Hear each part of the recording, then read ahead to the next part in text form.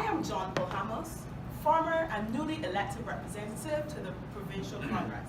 As a farmer, I am intimately tied to the British system of commerce, and most of my grain produced by my wife, sons, daughters, and servants is sold for cash, used to feed the hungry, and shipped to other British colonies like the islands in the West Indies.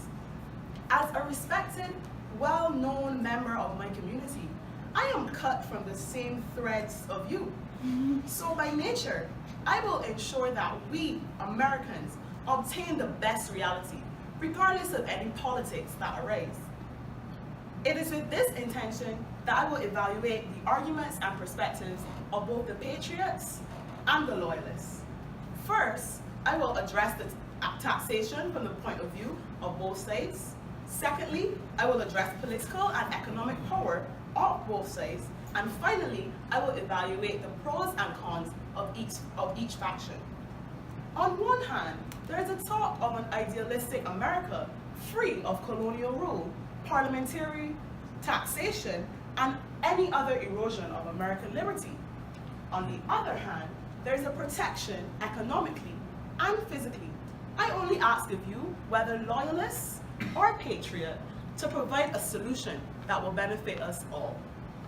For over 100 years, we have been under British colonial rule. To some of you, this may translate to tyranny, while to others, this may mean years of access to British facilities and resources. During the French and Indian War, commonly referred to as the 7-Year War, the British militia fought laboriously to keep our America safe and rid of any French colonization. Loyalists will argue that we Americans should be grateful and show our appreciation by allowing British parliamentarians to impose taxes on our colony for their economy to regain their excessive number of pounds lost to facilitate the war. The loyalists, like Mr. Frederick Phillips here, in his speech, claim that such taxes are within their right. From the words of Samuel Johnson in his pamphlet, Taxation No Tyranny, the supreme power of every community has the right of requiring from all of its subjects such contributions as are necessary to the public safety or public prosperity. This clearly regards that the taxes involved in the Stamp Act, Quartering Act, and Townshend Act are merely contributions by America in return for the public safety and prosperity that Britain provides.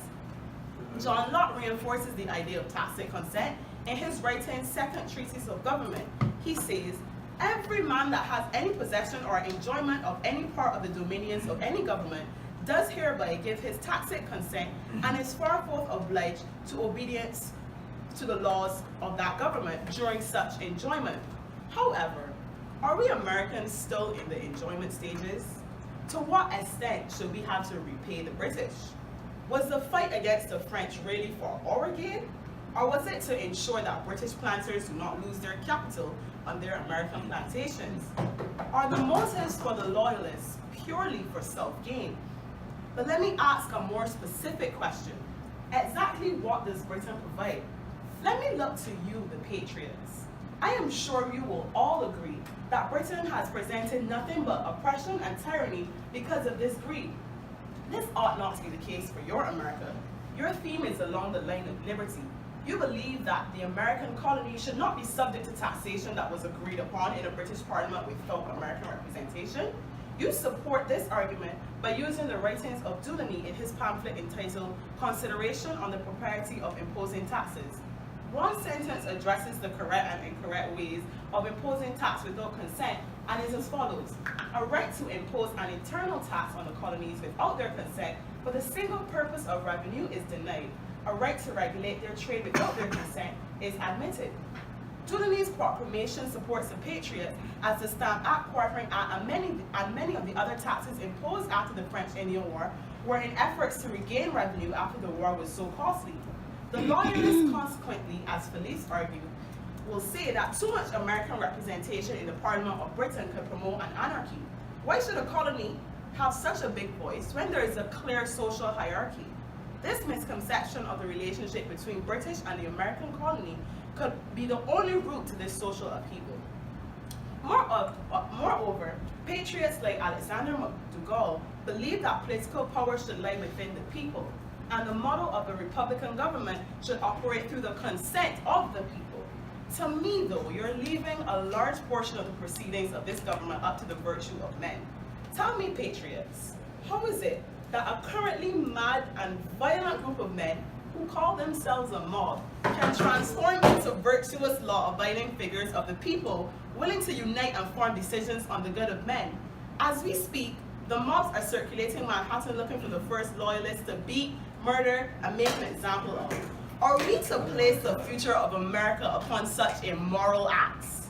Members of the crowd and many of you in the Provincial Congress may have questioned my vote on the association, but the basis of my vote was the uncertainty of the integrity of those men who we would have been allowing to ransack our homes and lead the Committee of Inspection.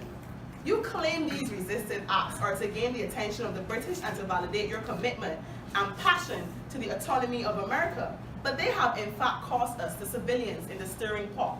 The resisted act in Massachusetts caused the British to retaliate and close Boston's harbor. This was detrimental to our economy and left many of us in poverty. In addition to this, the mob instills terror in the night dreams of our children as we continue to witness cruel and unpleasant crimes. Another argument put forth concerns the economic welfare of America if we remain under colonial rule. Some argue that we may have access to British markets and methods of production, but I ask, how can we have economic enfranchisement when we are unable to self-govern currently? Every imported item like glass, paper, even tea is taxed at the port, even before it enters our household. For Britain to enforce these harsh taxes upon us, who's to say that any economic gain we garner from the access to their markets would benefit us Americans instead of pouring back into the British economy? Are we to encourage the Patriots' agenda for non-importation in the meanwhile, though? What does it mean for farmers like me and you of New York who rely on imported goods? The questions I have asked are not really to pit one side against the other, but rather to make sense of the two arguments put forth before by the loyalists and the patriots. I have sought out the weaknesses and refuted them, and the strengths and supported them in each case. Patriots, you do have a strong agenda, immersed in liberty and some equality, but the mobs are scary and not a big help. And the loyalists, you offer some order and economic protectionism. I hope that my questions can be answered clearly by each side, so we can be allowed to reach some common ground. We need to establish how we can have liberty and still order. Thank you.